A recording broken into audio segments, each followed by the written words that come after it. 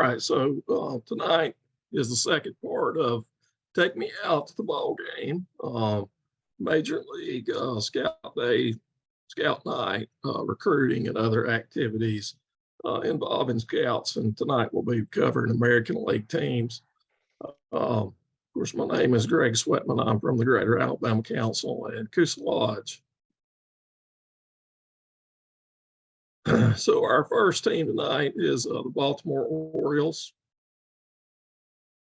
And they've been having recruiting scout nights for quite some time. I picked up this ticket about a year ago from 1973, and it says spring membership program. The rocker, I'm told, is pretty tough to find. I just got lucky when I came across it. Then, like a lot of the teams we talked about last week, Baltimore Area Council featured all the local sports teams on one of their JSPs in 2005. I think there's another version of that JSP as well. And then you have some more tickets on the right-hand side, 1989, 1985, and 1990. They've had a variety of patches, and I apologize for some of my cropping job on some of these pictures. They were very difficult, and I gave up on some of them. But they've had a similar design for most of theirs over the years, and unfortunately, most of theirs are undated.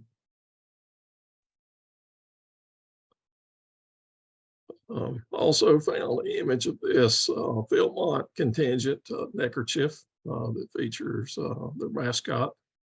And then the patch there on the right side, the blurry image, that is actually the 2023 patch. All right, the Boston Red Sox, a lot of stuff from Boston. Thanks to one of our members here on our Cracker Barrel, I was able to get this Rich Gedman recruiter here just a few weeks ago. But they used a similar design for several years through the late 80s and 90s. And they actually have the team on there that they were playing the night of the game. And just changed up the colors a little bit, but used a similar design. Then in 96, 97, 2000, they changed that design up, but in between they had a 98, 99. They reverted back to the other design, and I've asked around a little bit to see if this was two different councils that made these because of the theme that they've had with the designs being replicated, but I think it's probably just one issue, and they changed it up a little bit. They do have a few that are undated, but that's a 2001 and a 2003 there at the bottom. There's one of the undated ones. A similar design through most of the teens the last 10 years or so. Very similar patch design. The one there at the bottom right is actually this year's, and they held their Scout Day a couple of weeks ago. And then this one was actually shared with us in our share portion of the program the last time, where we had the JSP and the flap that goes together, like a two-part set there from the 2010 National Jamboree. And Chicago White Sox. So this was actually one of the teams that got me started collecting the baseball patches. And so what I like about them is they have merit badge size patches, and share that same size on up till 2019, where they transformed that into a baseball diamond there, but it's still the same size. I like how they carried that same thing throughout their their history there. Okay. Then we've got, of course, the Cleveland Indians, now the Guardians. And I have a ticket from 1984 from Scout Night, membership day. And I assume this neckerchief was probably from a troop in the area, utilizing the Indians mascot that was used for years. And the earliest one that I have found from Cleveland is 1993. One of the difficult things with collecting the Indian patches is their minor league affiliate in Indianapolis were also the Indians, but they do not like to put Indianapolis on the patches. And so it makes it very difficult to determine, is it a Indianapolis Indians or a Cleveland Indian patch? But I believe the 2006 there is a Cleveland patch, but I'm not positive. Some of the latter part of the teens and into the early 2000s, difficult to find the images, but the 2023, they're going to actually have 3 different patches featuring different players on the team. I thought that was pretty neat, and they have done that before. I had found an image that had 3 different players there in the late teens, but I couldn't find that image again after I'd located it the first time. Detroit Tigers, so they have both Girl Scout and Boy Scout patches. Some of them are very similar design. And here is our 2023 patch design for Boy Scouts. And Houston Astros, and it's still difficult for me being a youth in the 70s and 80s of the Astros being in the American League instead of the National League. And so they've been doing patches since 1990.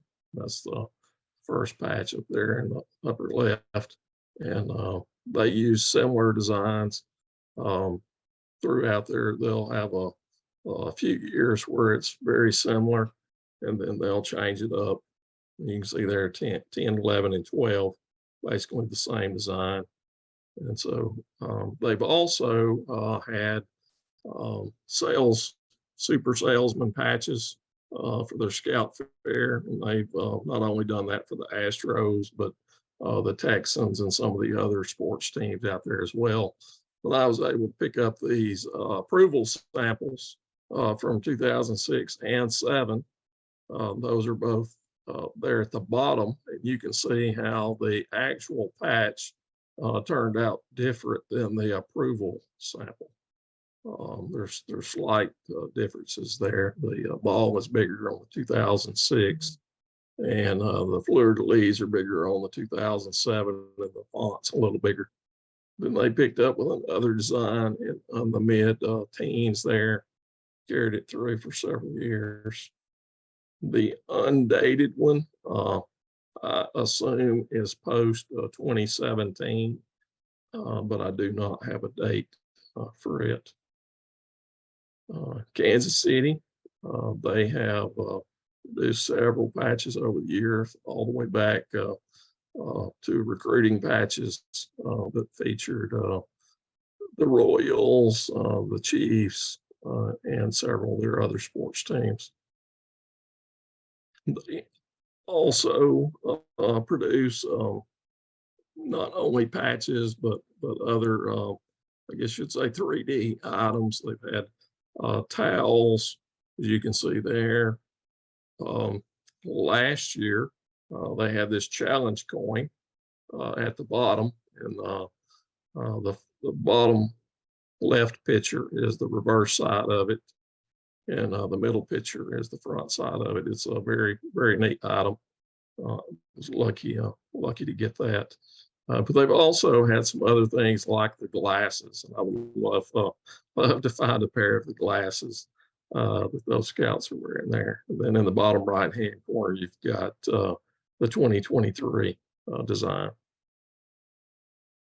The Angels, which are now the Los Angeles Angels, formerly the California and the Anaheim Angels. Difficult to find images for them. The first one in the upper left is the only California Angel design that I found, and then a couple of recruiting patches when they were Anaheim, both Cub Scout and Boy Scout, and then a lot of Girl Scout issues. The twins, and so the twins, they typically don't say Scout Night on them, but they do have the fleur-de-lis or the Boy Scouts of America to show that it is a Scout patch. But there's also a lot of Girl Scout patches for the twins, and you can see most of these on this slide are Girl Scout patches. And then the New York Yankees, and I believe the Yankees have used the same patch for multiple years. You don't see a lot of different designs out there, but the first two patches there, I believe that those were used for multiple years. And so the next slide, I'm going to play something first. The Sultan of Sweat, the King of Crash, the Colossus of Clout, the Colossus of Clout, the Great Bambino. So that was my introduction to this slide here. Of course, Babe Ruth is probably the most famous baseball player of all time, from the 20s and 30s. Passed away in the late 40s. The picture to the left, I was able to capture from Brian Downey. And that picture is in the Harbin Scouting Museum at Camp Wisdom. And then the picture on the right was courtesy of Ben Wasmer. And I think he has the original photograph of that one there with the Scouts with Babe when he was in the wheelchair there. And I was also able to find this one with a Girl Scout back when he's actually in uniform. So, and then there on the right-hand side will be the 2023 Girl Scout Day. I haven't seen an image of a Boy Scout patch, but I did find out that they are making a hat this year. And Oakland A's, they've been pretty prolific in putting out patches for Scout Day. And they also had a 75th anniversary of their council, CSP, from 1998 that featured the A's, and that was part of a series of CSPs that their council had put out that year. The earliest Scout Night patch I found is 2005, and they're going all the way up through today. Most all teams now are doing a Scout Day. There's a few that I don't have dates for this year, but most of them I do. I like the colors of the A's with green and yellow. I just think they make a nice looking patch. You'll notice as I've gone through the last presentation and this one, a lot of the teams use the same designs, although they may be several years apart.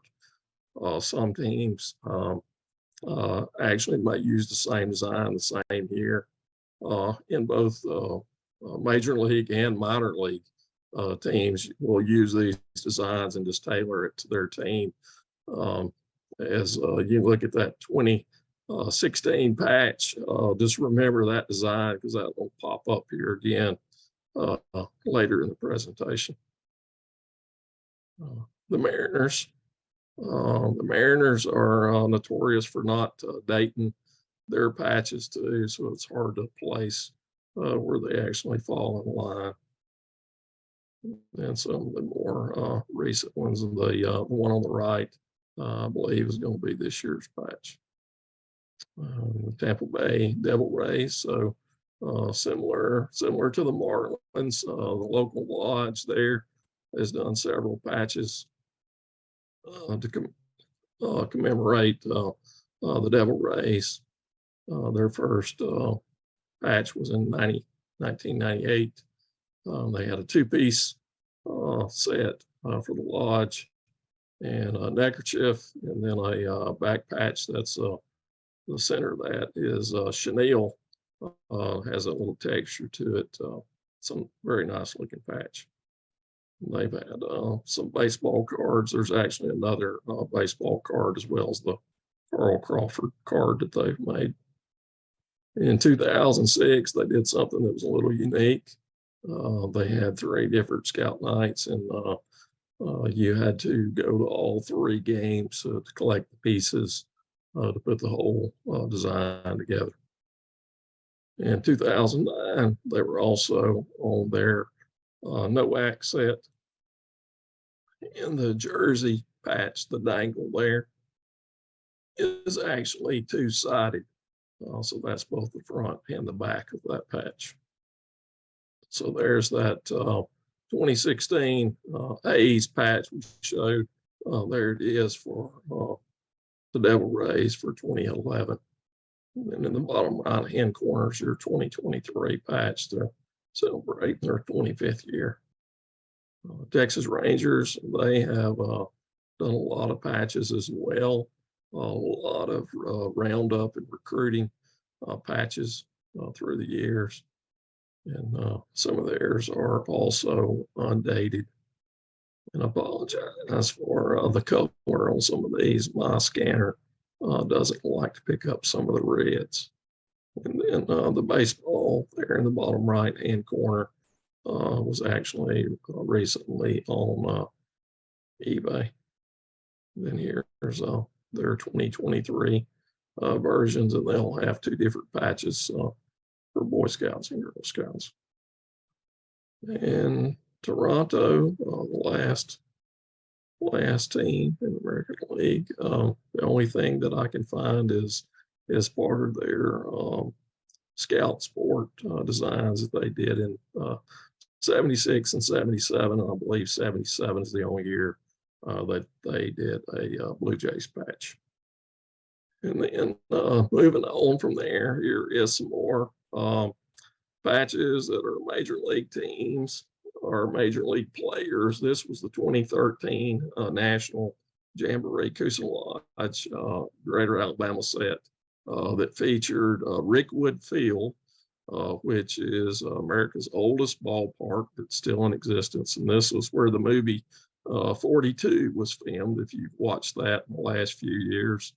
And the players that was featured on those patches, Willie Mays, Satchel Paige, Artie Wilson, and Reggie Jackson, and all of those players played in Rickwood. Rickwood is primarily used now for high school teams, and the Barons will play. They'll play a commemorative game there like once a year. Sometimes it'll be some local colleges play there, but back in the day, Rickwood Field was a big deal, and there was actually college football games played at Rickwood Field. Auburn played there, Alabama played there, and I have some news clippings from scouts ushering football games in the late 20s and early 30s at Rickwood. Then this is another set that was a Jamboree set. This was put out by the Puerto Rico Council and the Lodge there in 2017 that featured 4 of their most prominent players from Puerto Rico, Roberto Clemente, Orlando Cepeda, Roberto Alomar, and Ivan Rodriguez. If you follow baseball, you're certainly familiar with those 4 players. They did a 4-piece set with the JSPs and a center patch, a 2-piece lodge set, a belt buckle, a back patch, and a neckerchief. And then I've got a few extras like we did last time. This is some Alabama and Chattanooga minor league teams.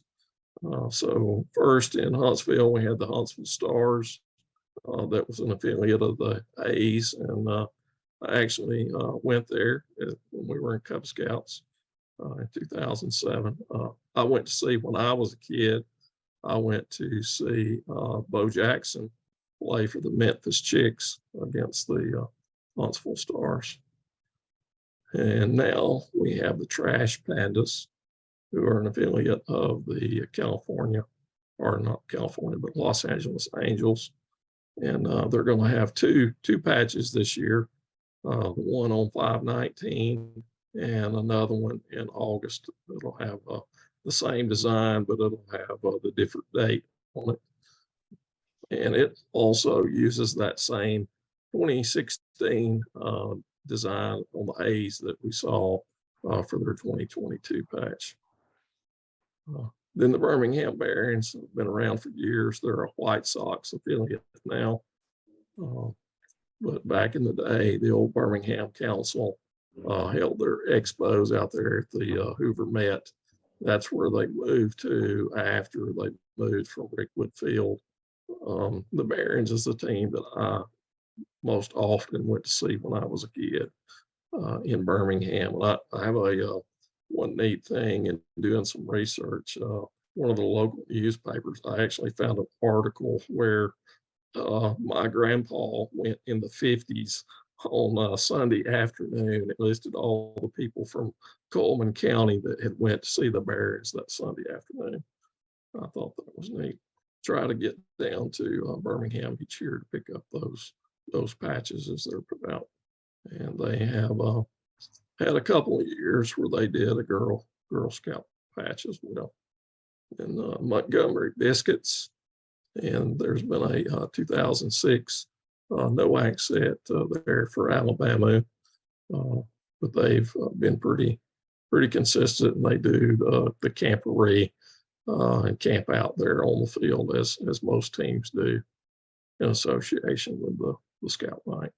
And the 2023 actually happened last weekend. Then the Mobile Bay Bears, the only patch that I know that they put out was this one. And that team folded and became the Huntsville Trash Pandas. And the first Scout Night that I ever went to was the Chattanooga Lookout. So I carried my son as a Tiger Cub to Chattanooga. And that wraps up the Scout Night patches. Here is an update to the schedule that I'd shared on the previous one. I've been able to get the nights for the New York Yankees. They actually have 8 nights that they'll be hosting a Scout Night, and they'll have a hat. And since the first presentation, got the Scout Night there for Detroit and captured the image for it. I think that's the only really updates that I have to that schedule, and I'll send that out and post it on the Scout Memorabilia sports page that I've got, so everyone can see those dates. A lot of those have already passed. And then just another little fun thing here at the end, and so the song that everybody knows when they go to the game.